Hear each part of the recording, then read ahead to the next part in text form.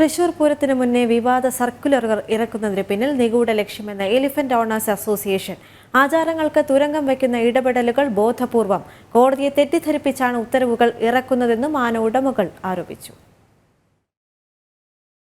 ഉത്സവങ്ങളിൽ ആനയെ എഴുന്നള്ളിക്കുന്നതിന് നിയന്ത്രണം ഏർപ്പെടുത്തിയതിനെതിരെയാണ് ആന ഉടമകൾ രംഗത്തെത്തിയത്. തൃശൂർ പൂരമടക്കമുള്ള ഉത്സവങ്ങളെ തകർക്കാനുള്ള നീക്കമാണ് വിവാദ സർക്കുലറിന് പിന്നിൽ. ഏകപക്ഷീയമായാണ് സർക്കുലർ ഇറക്കുന്നത്.